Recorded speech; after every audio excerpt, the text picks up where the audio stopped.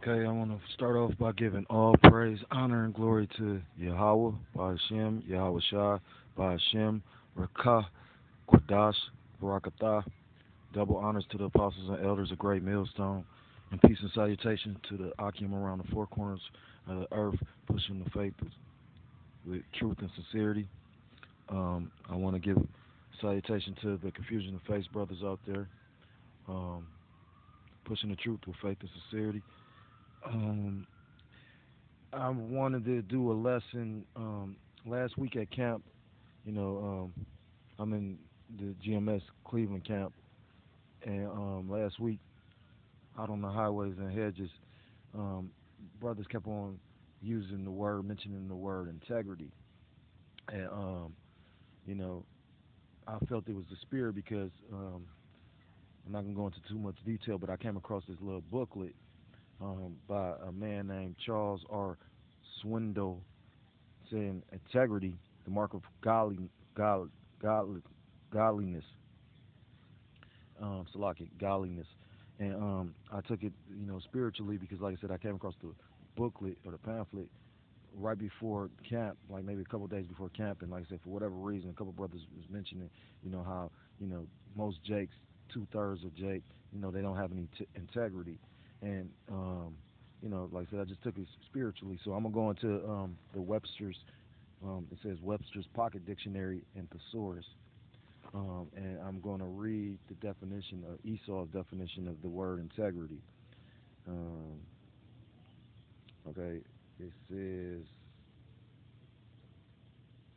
integrity, uprightness of character, honesty, the condition, quality, or state of being complete or undivided. Um, that's out of the Webster's Pocket Dictionary.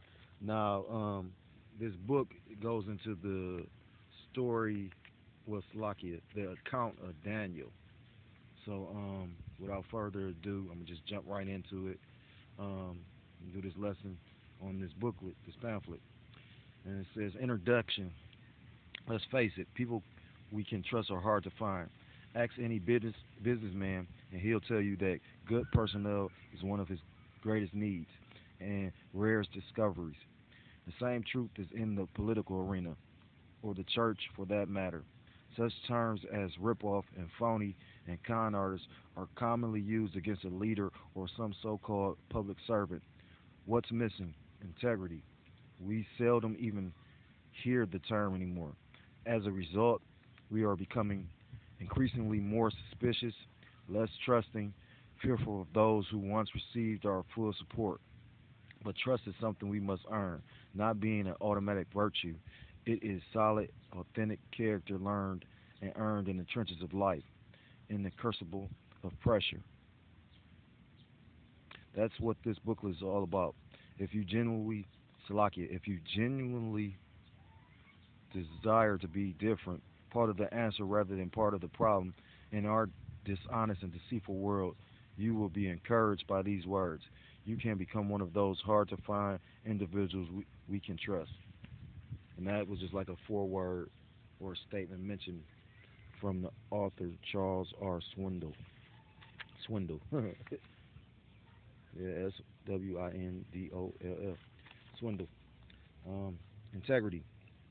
It seemed good to Darius to appoint 120 satraps over the kingdom. What they should be in charge of, Salakia, that they should be in charge of the whole kingdom. And over them three commissioners, of whom Daniel was one, that these satraps might be accountable to them and that the king might not suffer loss.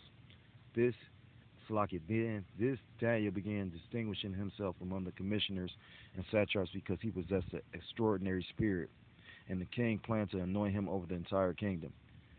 Then the commissioners and satraps began trying to find a ground of accusation against Daniel in regard to government affairs, but they could find no ground of accusation or evidence of corruption, inasmuch as he was faithful and no negligence or corruption was to be found in him. Then these men said, we shall not find any ground of accusation against this Daniel unless we find it against him with regard to the law of his power.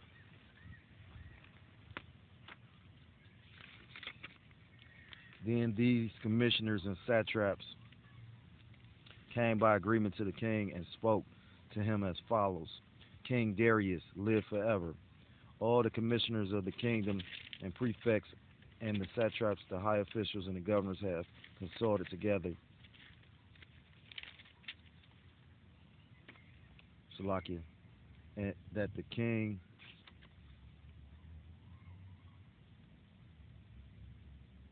should establish a statute and enforce an injunction that anyone who makes a petition to any power or man besides you, O king, for 30 days shall be cast into the lion's den.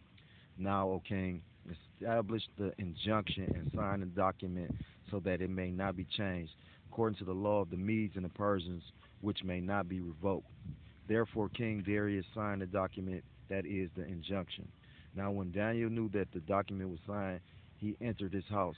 Now, in his roof chamber, he had windows open toward Jerusalem, and he continued kneeling on his knees 3 times a day, praying and giving thanks before his power as he had been doing previously. Then these men came by agreement and found Daniel making petition and supplication before his power, Yahweh by Yashem Yahawashi. Then they approached and spoke before the king about the king's injunction. Did you not sign an injunction that any man who makes a petition to any power or man besides you, O king, for 30 days is to be cast into the lion's den?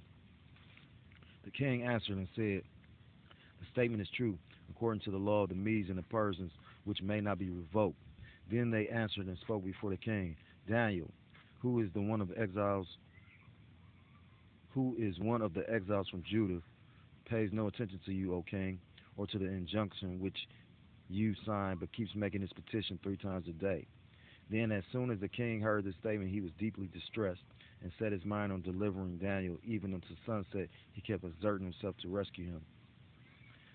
Then these men came by agreement to the king and said to the king, recognize, O king, that it is the law of the Medes and Persians that no injunction or statute which the king establishes may be changed. Then the king gave orders, and Daniel was brought in and cast into the lion's den. The king spoke and said to Daniel, your God, whom you constantly serve, will himself deliver you. Salaki, he said, your God, whom you constantly serve, will himself deliver you. That's in the book of Daniel, chapter 6. That was verses 1 through 16.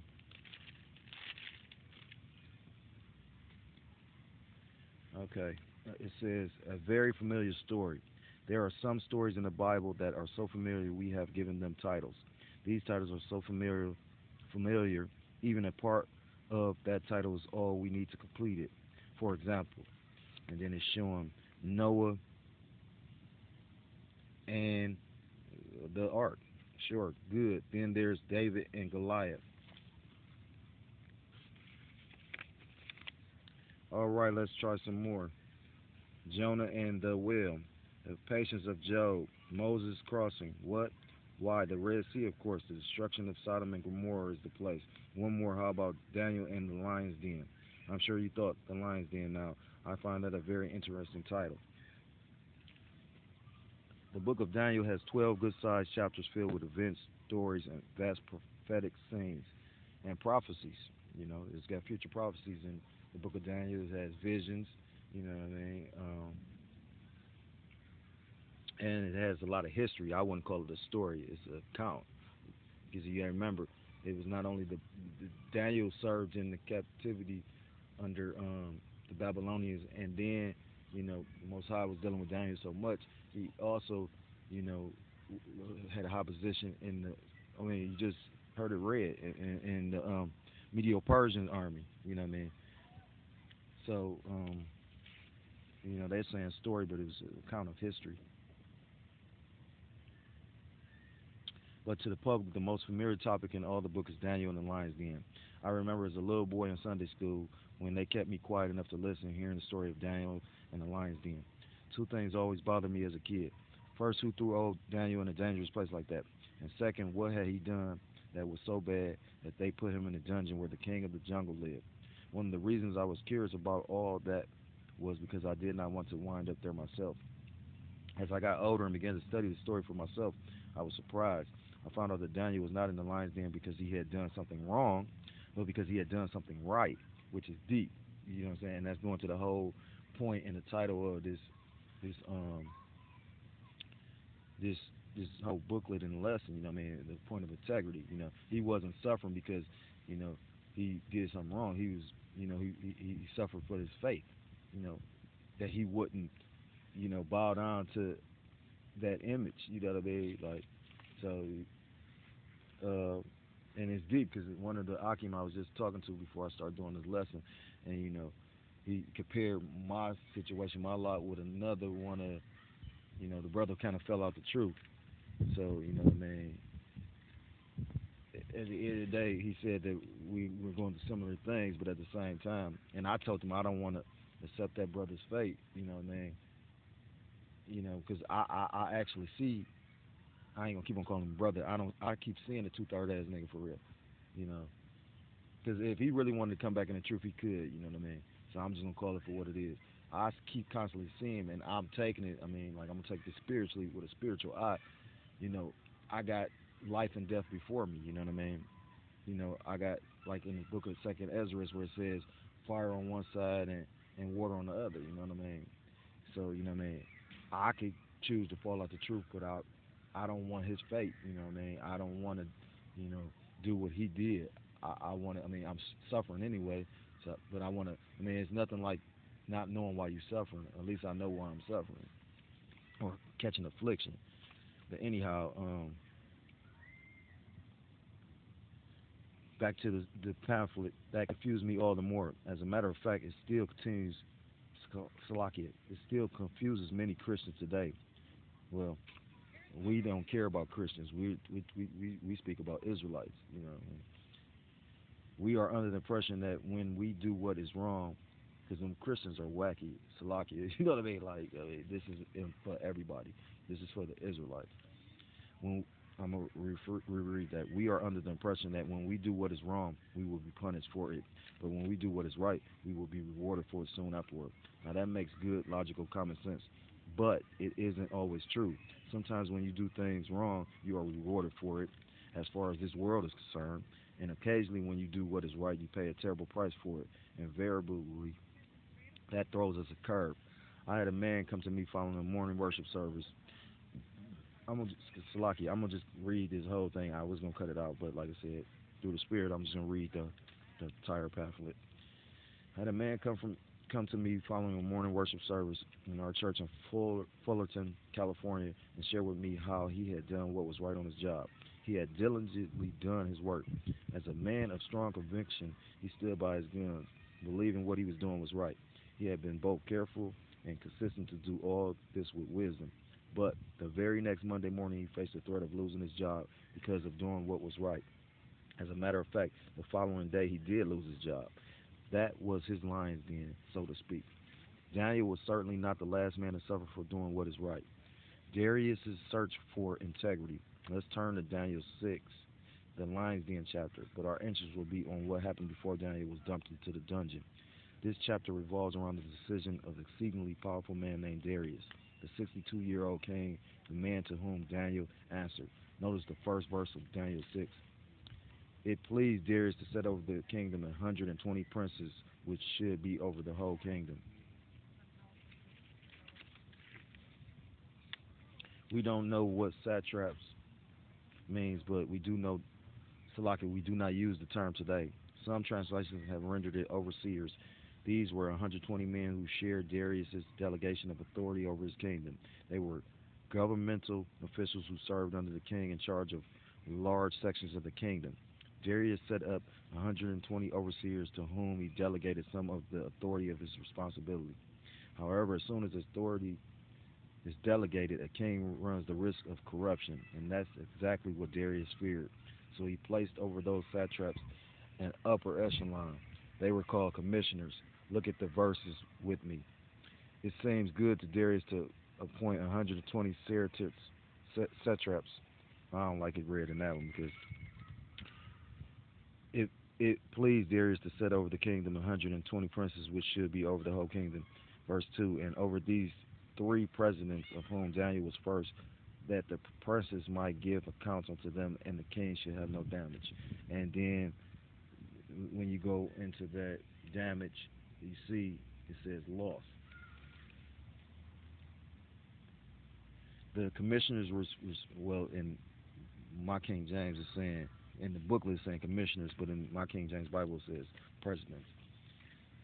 The commissioners or the presidents were responsible for the activity of the overseers.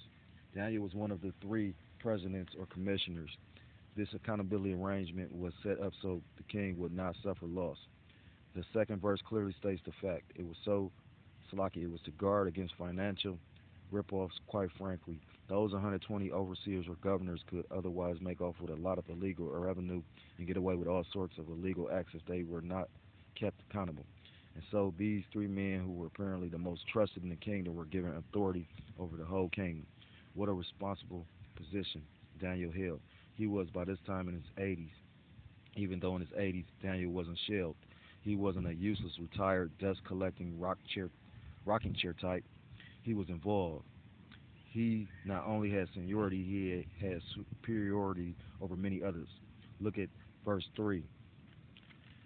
Then this Daniel was preferred above the presidents and princes because an excellent spirit was in time, Salaki, was in him.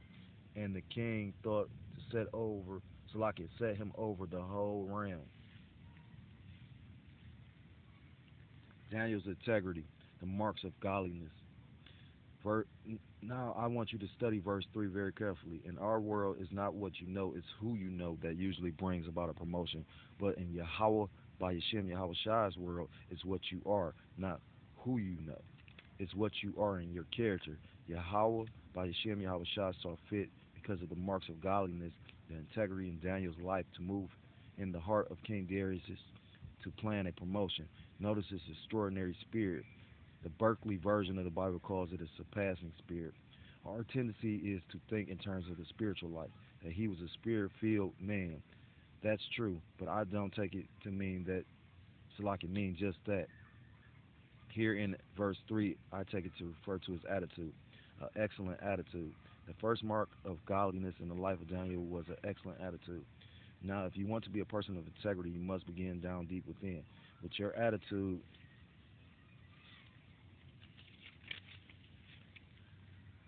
it's so easy to mask our lives and look as though our attitude is good when in reality it isn't. One of the first places it shows up is in the realm of the work, Salaki, realm of our work, which, I mean, that's the spirit, because, I'm not talking about like your work in Esau's fucked up ass matrix. I'm going to refer to the work of Yahawah by Yashim Yahawashi's work that he set on the men to do. You know what I mean? Like, if you really believe this thing, if you wanted the hopeful elect, you this work, and you could tell by who really got the spirit by how they approach doing the work. On the highways and hedges. You know what I mean? And I'm gonna be honest. I mean, I'm not gonna speak about any other brother, but there's been times where it was hard for me to be spirit filled, but at the same time, there's been times where I can't wait to do the work. Like this week, I had multiple lessons planned, and I'm trying to get them done. You know what I mean? But you're gonna see that in this truth. You know what I mean? It's significant that there was no jealousy in Daniel's heart against those other two men who were appointed as commissioners. He could have been threatened. He could have been competitive. He could have been rather nasty and ugly in his responsibilities, because he had the longest time in the kingdom. Long before those men had ever come upon the scene, he had been in authority under previous monarchs. And I just spoke on it. That's the spirit.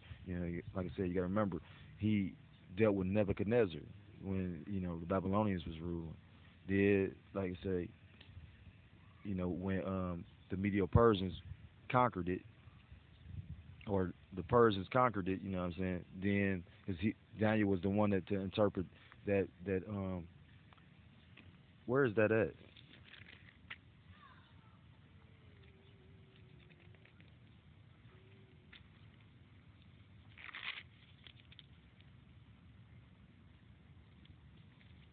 It's in chapter 5.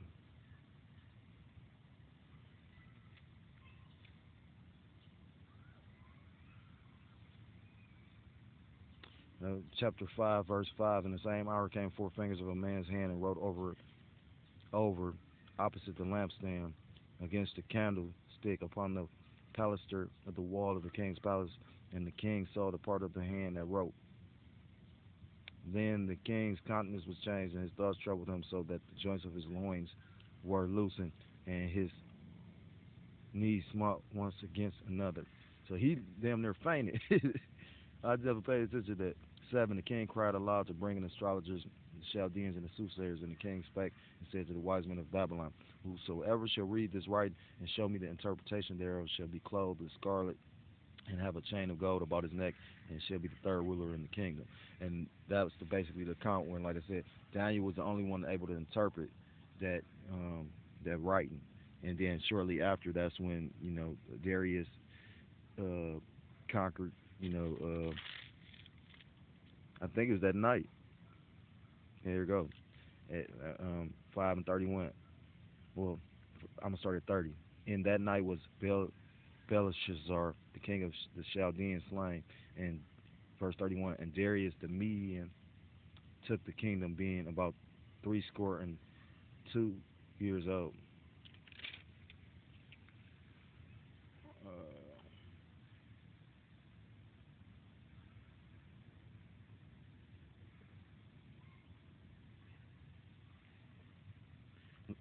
Continue. Long before those men had even come upon the scene, he had been in authority under previous monarchs. But because he possessed that extraordinary spirit, the king planned to appoint him over the entire kingdom. Let me pause right here and ask you about your attitude. How is it? Perhaps it's good right now, but what about tomorrow morning when you punch in on the time clock? Wing, I'm not using this for Esau's system. I'm talking about the truth. I mean, like, if you wanting to do this, because if you ain't wanting to do this, you not gonna stay in this truth very long. Or what about by the end of the day, tomorrow evening? How will your 8 to 10 hours have been? And when you take the time to think about the work we do, I mean, Most High doesn't really require a lot of us. I mean, making 3 videos and coming out one day a week. You should be trying to come out if you got the time, because I mean, we know how brothers go through it. Like, I got more free time right now, so I try to make both camps. I know when you suffering catching hell, you know, but like one of the Akim had said, one of the brothers in the camp, he said, just because I'm catching hell now, if I've been doing two days of camp, why would I stop now? And you got to have that kind of mindset.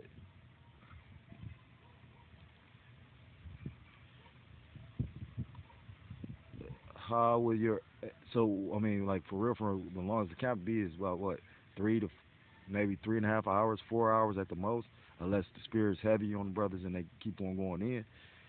I mean, some days brothers might do a live stream right after camp. So at the most, you might do what, 5, 6 hours, but that's really a light work. You know what I mean?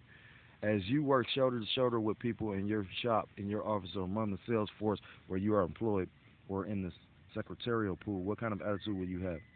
An excellent attitude means so much, which is true. You gotta be wanting to do this true. Because like I said, if you're not, I mean, like I said, maybe that's a spirit. Because like I said, me and the Ak was talking about a particular dude that used to be in the camp, and like I said, at the end of the day, I mean, that's how I know this is the truth. You know what I mean? Like, at the end of the day, not just from what I see and my spiritual eye being open and catching the hell, but you know what I mean? Like, at the end of the day, I know this is the truth because my testimony, it's multiple different reasons. You know what I mean? From, I mean, just seeing how the Most High speaks. You know what I mean? Like, we might be, like I said, like how the brothers mentioned in the word integrity. It just so happened, I was planning on reading this, not doing a lesson on it, but then, like I say, it fits so good. You know what I mean? Because, like I said, at the end of the day, that's why 2/3 of Jacob's gonna actually, you know, have to be destroyed. Because at the end of the day, most Jakes is not gonna have the integrity to stand up and refuse that chip. You know what I mean? Most Jakes, you know what I'm saying, when they tell you, okay, we about to switch the system over, most Jakes gonna run to Esau to get that chip, man. And it's deep because, I mean, not to go off topic, but it's deep because the simple fact is, I was watching a video. I forgot where I was watching it at, but it was talking about the chip. Oh, I think I got it off. I think he an Edomite, you know what I mean? But he do make some good videos. The site's called, I mean, the channel's called the Scariest Movie Ever. And, he was talking about how how a lot of people in India is getting the chip, especially like the poor or whatnot. And in the video, it also had a doctor speaking on it because it was a Edomite that got like several chips, a chip for this, a chip to unlock his phone, his car, his house, all that different shit. And he just embracing it. You know what I mean? Fucked up. That's a demon. You know what I'm saying? He embracing it and promoting it. And the doctor was up there. She was like, she can't, she can't see. She could see it being in like a watch or some kind of other piece of like you know, some kind of item as far as being in your skin because you don't know what they don't know what it's going to actually do to the human body. So you know what I'm saying? And like I said, I was just telling somebody today about like just with this whole system, this beast system. You get what I'm saying? Like people thinking it's going to be an actual physical beast when the beast is a system.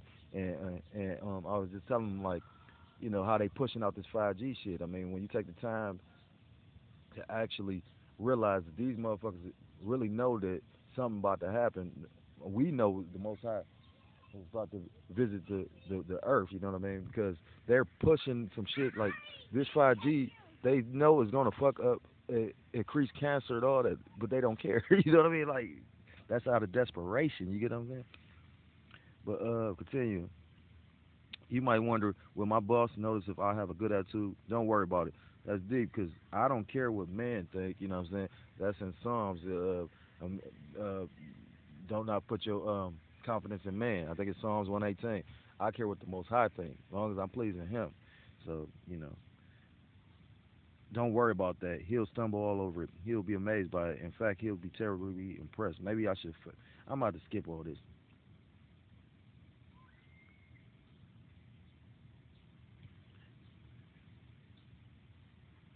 Then the commissioners. Well, I'm gonna read it out of my Bible. Then the presidents of princes sought to find occasion which is some charge against Daniel concerning the kingdom, but they could find none, no charge, occasion nor fault. For as much as he was faithful, neither was there any error or fault found in him, because he held integrity. Now, isn't that significant? Here's a man who was doing a splendid job, who had an excellent attitude, and who was apparently working very hard for his superior and among his peers. And yet, those who were working around him and under him set up a spying program against him. They began to search for something they could use as accusation against him. It says they searched in the realm of government affairs, and what did they find? Well, verse 4 continues. They could find no ground of accusation or evidence of corruption. Wow, how would you like your work to come under that kind of close scrutiny? And and yeah, I mean, just imagine not just your work, just period. You know, and that's good for brothers. Like I was taking it and looking at it from the truth perspective. You know what I mean? Like you got brothers that check up on brothers, make sure that they're doing their videos, and then brothers wonder why they cross back. I mean, get pushed back to the other side. You know what I mean? This thing, if you believe in what you're doing and you believe this, then you gonna do what's required of it. You know what I mean? But just imagine, take the time to really meditate on that. Just imagine that. That's the kind of integrity and faith that Yahweh, I mean Salakia, that Daniel had. You know what I mean? Like, how would you? I mean, are out there you making a living? Well, yeah, I'm gonna read it. I mean, out there where you making a living, not the way you are on Sunday, but the way you are where you earn your living, and that's deep. Because, like I said, like in this truth, like brothers see brothers when they show up at the camp, but what is you doing when you outside the camp? Is you a nigga or is you a man in the Lord? But the way you are when you're earning your living, how would you make out if, for some reason, a group of secret investigators began to examine your work? What would they find? Would it make you nervous? Would you have to burn or destroy some evidence or hide some of the skeletons you have tucked away in the closet? I'm gonna just expound on this real quick. At the end of the day, I'm gonna go into a quick testimony, personal testimony. Being in this truth, I've suffered like loss and affliction. You know what I mean? Like financially, a lot. I've been homeless. Um, I've got myself out of homelessness through the power of YAHAWAH, YAHAWASHI, but for whatever reason, I've had to suffer through it again. whatnot. I've had to eat soup kitchens and all kinds of stuff. And just on a little simple to show you how you really can't keep the law. Like, of course, I don't eat any pork, but at the same time, I've had to survive. Well, the Most High has blessed me through my enemies to feed me at some of these churches and Catholic churches, all this shit. And they're literally, like for instance, the last Passover, I'll never forget it. I know that that was the real Passover when the elders and the apostles named or told us that was the Passover because that week, every place I went, they don't even have bread all the time. But for whatever reason this week, well, that ain't for whatever reason, that was Satan. But every place that was like doing a soup kitchen gave you bread all meals. I'm talking about from breakfast, lunch, dinner. You know what I mean? They making pancakes. They normally don't even make pancakes. They make it. They got all kind of sandwiches. It was just. I'm like, wow, this is deep. You know what I'm saying? So my point being is, you're going to break the law here. I mean, the system is set up for you to break the laws. But a man of YAHAWASHI is going to repent and get back up and do the work. I just needed to say that because, like I said, at the end of the day, I mean, you got some very righteous brothers out there, you know what I mean? But like I said, I know that brothers, like I said, I got an old video of GMS Ancient of Days on here, and I was watching it, and he was saying, like, how things, I mean, like how the Most High is just clipping brothers. Well, not brothers clipping niggas, you know what I mean? Because if you a brother, you ain't going to fall out this thing. If you a nigga, yeah, you probably faking it, or you going to get cut, or you going to give up, you know what I'm saying? And, you know, that's deep. That the conversation that me and the Ak was just having is leading to a lot of the stuff they was talking about in the video, and I didn't even intend for it. That's just the spirit. But anyhow, continuing. Daniel was investigated to see if they could find anything with regard to his work. That's government affairs in the realm of occupation. And the remarkable thing is that they could not find one ground of accusation. They could not find one shred of damaging evidence. No corruption. That's not only remarkable. Today it seems impossible. And when you take the time to think about it, look at these politicians. Don't get me wrong, all of them ain't for that mark of the beast. You know, at one point I used to believe they all in it together, but that's not true. That's why you got people that's actually getting at the Trump's fucked up as administration, separating them jakes from their families and whatnot. Like I gave a brother an article out of the New York Times, and it was talking about the conditions them children go through. I know it's out of the New York Times. I believe it says like scrubbing and no hugging and whatnot. But it's a deep article. If brothers can, go look that up on the internet. Some of us are going through a time of real rethinking about our total trust in government. That's a spirit. We who love this country and love it dearly. I hate this bitch, so that's this author's opinion. He might be an Edomite, and we'll fight to the last day to preserve it. That's not us. You know what I mean? We hope this bitch burn, like Bible prophecy says, and becoming increasingly more concerned about integrity at the higher levels of our government, their government, Esau's government. I think it speaks with immediate relevance when it says that Daniel was not found guilty of any accusation of corruption. Faithful in his work. Here's the second mark of godliness. He was faithful in his work. Now be careful here. We often use the word faithful only as it relates to the spiritual life, the religious life. We don't believe in religion. This is our nationality. This is our customs. This is law, statutes, and commandments for a better living. And when you take the time to think about it, I mean, like, it just makes sense. You know what I mean? Like, I was just telling somebody today about the land Sabbath. They was talking about how fucked the world is. I said, when you take the time to think about it, the land's supposed to rest is just like how the body's supposed to rest on the Sabbath, the land's supposed to rest. Why you think the land is so fucked up? Because this motherfucking devil won't even let the land rest. The land is alive. You know what I mean? Plants and shit. I mean, it's just crazy. You know what I'm saying? Like, but it's like people so fucking stupid, or just that spirit of slumber is so much heavy on him, you know what I mean? Because, I mean, at first it was like he was so thick he couldn't understand what the fuck I'm saying, and then I broke it down, and I'm hoping it got through. I mean, he said he understand, but, you know, but it's not talking about faithfulness at a church or in the temple as referring to worship. They are investigating his occupation. They are looking for something they could criticize his faithfulness at work. criticized in his faithfulness at work. This passage says that when Daniel was investigated, he was found to be faithful in his work. There was an absence of negligence. The Berkeley version of the Bible says he was faithful in the discharge of his official duties. Look at Proverbs 26 and 7. Verse 6 reads, "Many a man proclaims his own loyalty, but who can find a trustworthy man?" It acts with the answer in mind. It's rare. Only on very few occasions will you find an individual who is completely trustworthy. I had a man tell me recently that in his business, it isn't the public that gives him trouble, it's his employees. It isn't just the public that steals his goods, it's often those who work for him.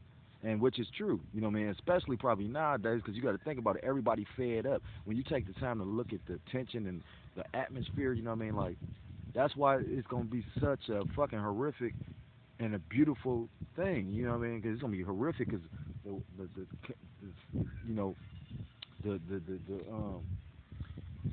the damage and bloodshed, that's gonna be horrific. Because like I said, you gonna be like if any brothers, I'm gonna just name. I mean, well, you know some about some of the more fucked up projects like the King Kennedy, 30th, Morris Black. You know what I mean? Like, I've been in Morris Black, and motherfuckers will get to opening the fire while kids playing. So just imagine when motherfuckers ain't got food, or when motherfuckers really on some, like when it's real warfare type shit. You know what I mean? And especially Esau or these other nations, like when the UN come kick it through. Like, as tough as these niggas is, these two-third niggas is, wait till these motherfucking UN troops at Esau start rolling. And then that's when the horror gonna really start. You know what I mean? Uh, but of course, I mean, you know what I'm saying? Like right now, like I said, yeah, because everybody feeling like they get the short end of the stick. You know what I'm saying? We come to find out all these politicians is stealing and doing all this old crooked ass shit and all this perverted shit. So yeah, I guarantee you a lot of people. I mean, and 9 times out of 10, especially like in restaurant business, it's usually an employee that's stealing food or something. It has come to the place where many an employer will no longer hire a Christian. Now, I don't know what that means. As a matter of fact, when we were living, I'm about to skip all that because this is, like I said, his own personal testimony. Uh, Verse 7 goes on to say, "A righteous man who walks in his integrity, how blessed are his sons after him." A righteous man walks where? He walks in his integrity. Now, that's what Daniel 6 is talking about. Daniel was faithful in his works. There was no negligence, no corruption found in him. What a man, faithful in his work.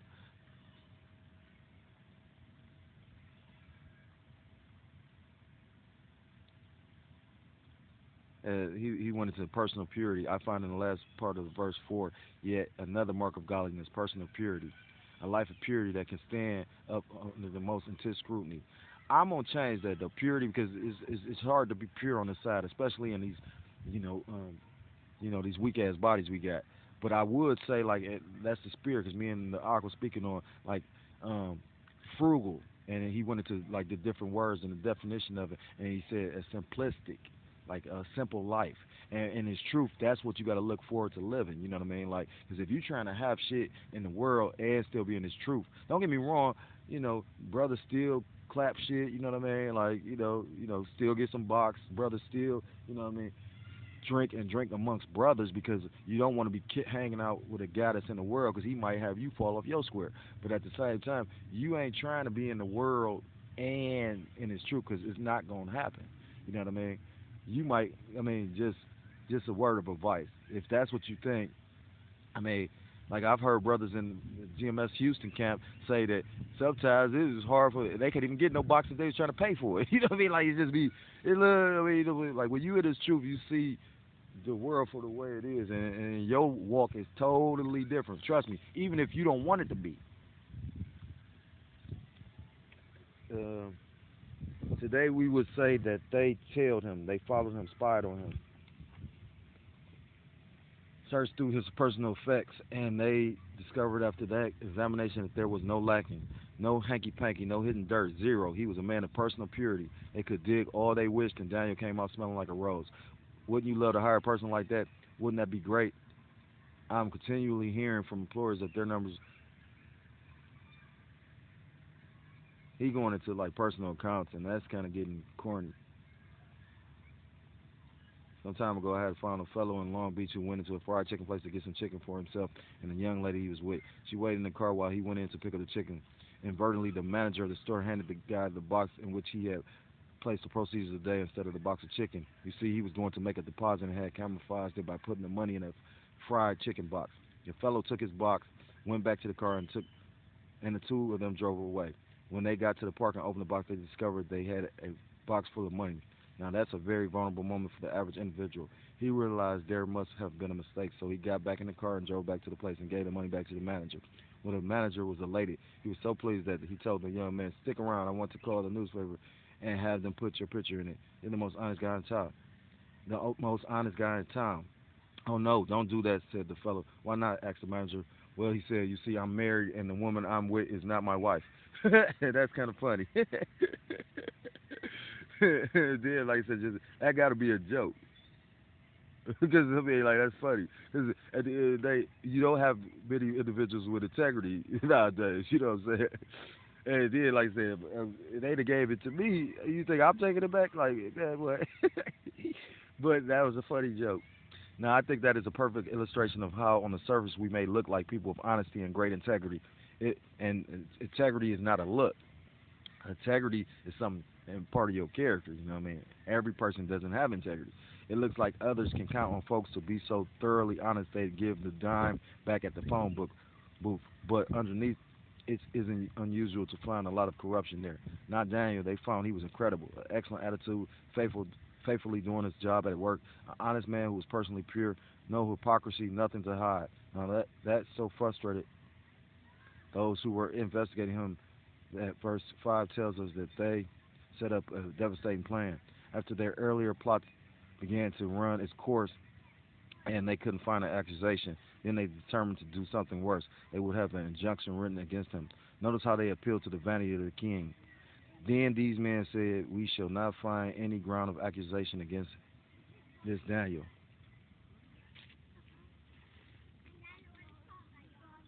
Well, they say accusation, but it's like, then said these men, "We shall not find any occasion against this Daniel. Instead, we find it against him concerning the law of his God." One thing they had discovered about Daniel when they investigated him was that he was a man of Yahawah.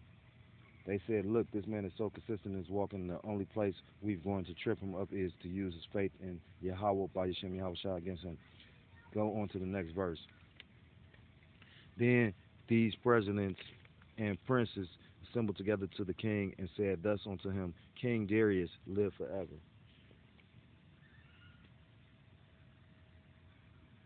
Interesting, by agreement, it was all a conspiracy. It was a well planned program to sail Daniel down the river. Then they appealed to the vanity of the king. "King Darius, live forever.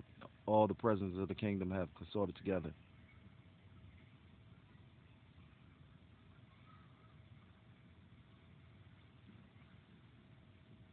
Well, it says in my Bible, all the presidents of the kingdom, the governors and the princes and the counselors and the captains have consulted together.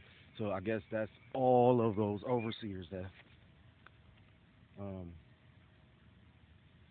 Wait a minute, that's a lie. All but one of the commissioners of the kingdom. Daniel didn't know anything about it, but they acted as though Daniel was part of his plan. Here's the way it reads: all the commissioners of the kingdom, the prefects and the satraps, the high officials and the governors have consulted together that the king should establish a statute and enforce an injunction that anyone who makes a petition to any power or man besides you, O king, for 30 days shall be cast into the lion's den. Now that is the base basis of the lion's den. By the way, they didn't want to throw him in a fiery furnace because they were Zoroastrians by faith. That religion believed fire to be sacred, and to have cremated him would have been to make a god of him. So many who dedicated their living being to fire did it as a worship to the gods. They didn't want to put him into fire because that would be worshiping their god through that sacrifice. So they said, "Let's into a den of lions, put into a den of lions anyone who doesn't worship Darius for 30 days." How interesting. Many years ago, there was a program on television entitled Queen for a Day. You may remember that the lady who won got top treatment for the entire day. Well, in this case, they were suggesting that Darius be made God of the Month. That's exactly what they said. For these 30 days, if anyone worships anyone else but you, O king, they will be thrown into the lion's den. How flatteringly cruel. 6 and 8. Now, O king, establish the decree and sign the writings that it be not changed according to the law of the Medes and Persians, which altereth not. We have the same phrase today. You know how it goes. The law of the Medes and Persians, it will never be changed, which may not be revoked. Therefore, King Darius signed the document. That is the injunction. Darius thought it was a great idea. Naturally, he would. Now, what happens? Don't forget that our man Daniel isn't deserving of any of this. This sneaky conspiracy against him was because he had done what was right. Remember now, verse 10. Now, when Daniel knew that the writing was signed, he went into his house and his window. So he knew. That's what basically it boils down to. He knew, and he still went and worshiped Yahweh by Hashem Yahweh Shah in his windows. I'm gonna read it over again. Now, when Daniel knew that the writing was signed, he went into his house, and his windows being opened in his chambers toward Jerusalem, he knelt upon his knees 3 times a day and prayed and gave thanks before Yahweh by Hashem Yahweh Shah as he did aforetime. So he didn't stut what the fuck they did. You know what I mean? Like, he didn't care. That's significant. He knew nothing of it until the document was signed. Dirty deal. Not only had they tried ranking through his life to find some slip up in his service record, but they concocted a law that Daniel's honest and pure lifestyle would automatically violate, and they did it behind his back. So some reward for having nothing to hide.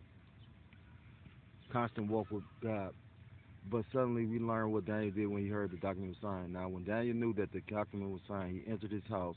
Now in his roof chamber, he had windows open toward Jerusalem, and he continued kneeling on his knees 3 times a day, praying and giving thanks before his God, as he had been doing previously. I submit to you that that's a credible response to one's own death warrant. I find here his fourth mark of godliness, his consistent walk with Yahweh by Yashem Yahweh Shai. I think the last part of the verse is the most remarkable, as he had been doing previously or aforementioned. No, it ain't say aforementioned. It say, because like I said, King James is different. It say aforetime.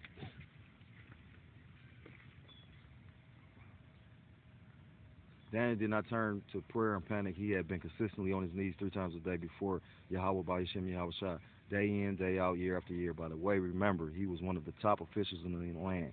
Yet he had time with Yahweh regularly. The psalmist writes, evening and morning and at noon will I pray and cry aloud, and he shall hear my voice.